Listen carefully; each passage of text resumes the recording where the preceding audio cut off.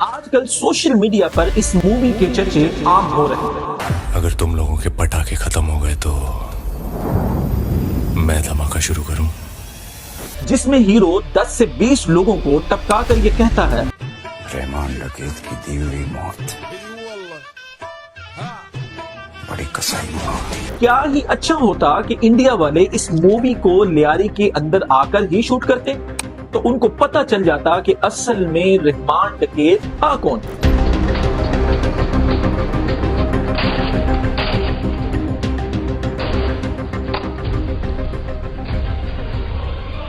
क्योंकि हमारे officers jacket पहनकर नहीं बल्कि सीना तान कर इस्लाम और मुल्क के दुश्मनों का मुकाबला करते हैं।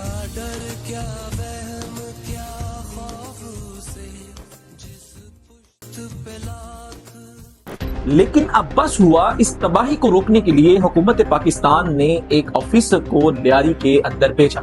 लेकिन इस मूवी के अंदर रहमान डकैत और चौधरी असलम के बारे में क्या कहा गया है, आइए इस वीडियो के अंदर देखते हैं।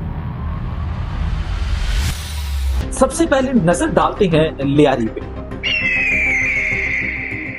लियारी पाकिस्तान का वो शहर है जिस पर कई सालों से या तो किसी एजेंसी का या किसी पॉलिटिशियन का या किसी गैंगस्टर का कब्जा रहा।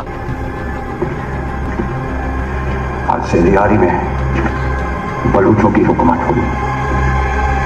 जो भी दगाबाजी करेगा उसका यही असर होगा। यहाँ फैसले कोर्ट में नहीं गलियों में किए जाते हैं। यहाँ हुक्म उस बंदे का चलता है जिसके हाथ में वेपन होता है।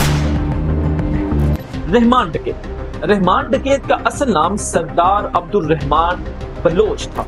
रहमान डकैत ने अपनी अर्ली एज के अंदर इस क्राइम की दुनिया में कदम रखा। लियारी के एक छोटे से घर में रहने वाला, लेकिन इसके नाम से पूरा शहर कांपता था। क्राइम तो जैसे इसके ब्लड में था। कहा जाता है कि 13 साल की उम्र में इसने एक इंसान को चाकू मारकर कत्ल कर दिया और आखिर में ये अपनी माँ का कातिल भी बना। वो क्यों? आखिर में ये सारे सवालों का आपको जवाब मिल जाएगा। इसका बाप और चाचू 1980 के अंदर कई क्राइम जैसे कि मर्डर, ड्रग और डकैती के केसेस में इन्वॉल्व। रहमान डकैत की जिंदगी के दो चेहरे थे। पहला चेहरा जिसमें वो गरीबों के लिए मसीहा, उनकी बेटियों की शादी करवाना, लियारी के अंदर कंप्लेन सेंटर बनवाना। भाई का छोटा बच्चा था, बात अच्छा था, गरीबों का वास्ता बहुत अच्छा था। चौका जैसा बाप जैसा, हम लोग का भाई जैसा था। लियारी में अमन खान भाई ने लाया था। और दूसरा चेहरा, रहमान डकैत के नाम पे शहर के हर बाजार से बत्ताखोरी की जाती और कत्ल होने वाले शख्स के कान में आखिरी नाम रहमान डकैत का होता।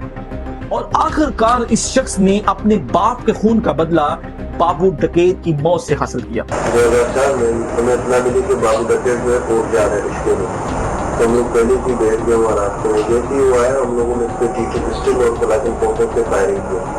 उसमें जो बाबू डकैत और दो उसके साथी हलाक हो गए। अब बाबू डकैत कौन था? बहुत ही चालाक और एक प्रोफेशनल क्रिमिनल था। रुकिए यही कहानी को थोड़ा सा समझते हैं। बाबू डकैत एक दूसरा गैंगस्टर था और इसने अपनी मां का कत्ल इसलिए किया क्योंकि कहा जाता है कि बाबू डकैत और इसकी मां का आपस में कोई गलत रिलेशन था। और बाद में जितने भी छोटे मोटे जो गैंगस्टर थे उनको पैसे देकर धमका कर अपने साथ मिला लिया।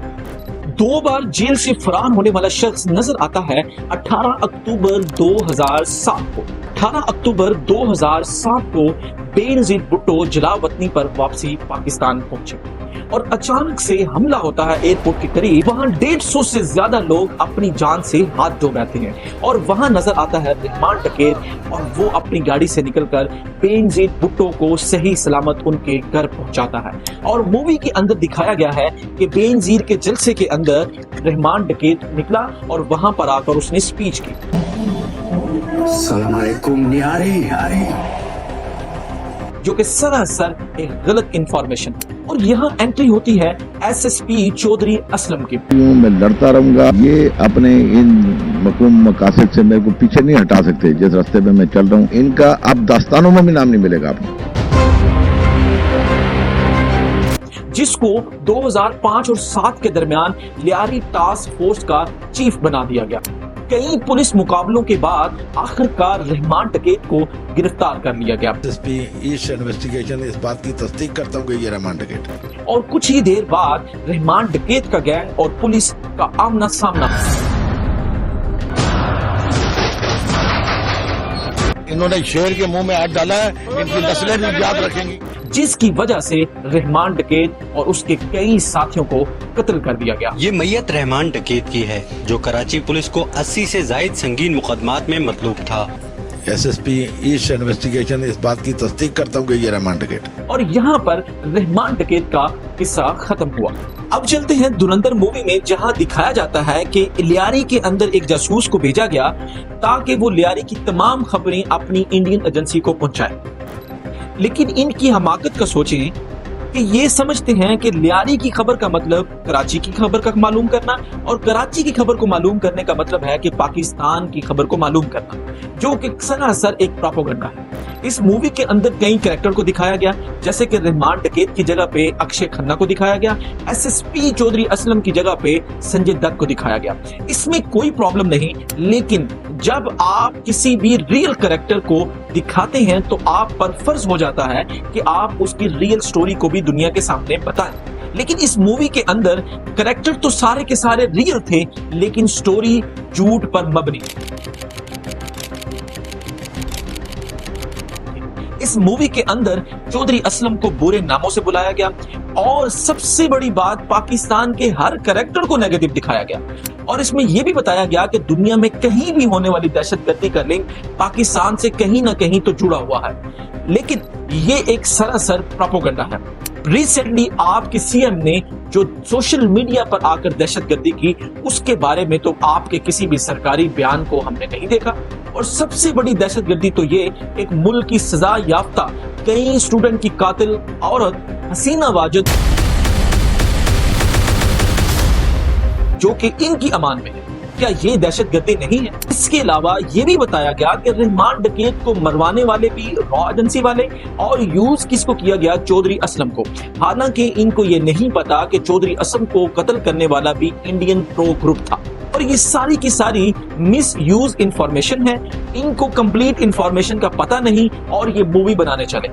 और इस मूवी के अंदर सरासर झूठे इल्जामात और अपने आप से इल्जामात को किसी दूसरे पे डालने का तरीका बता रहे हैं। याद रखें, दहशतगर्द का कोई घर नहीं होता, उसका कोई इलाका नहीं होता, उसका कोई वतन नहीं होता, उसका कोई धर्म नहीं होता। दहशतगर्द दहशतगर्द होता है।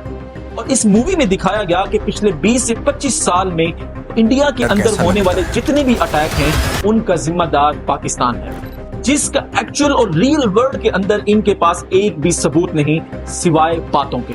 बहरहाल इस मूवी के अंदर जो भी दिखाया गया, क्या ये एक बहुत बड़ी दहशतगर्दी नहीं है? इसको सपोर्ट करने की बजाय इसके ऊपर एक्शन लेना चाहिए।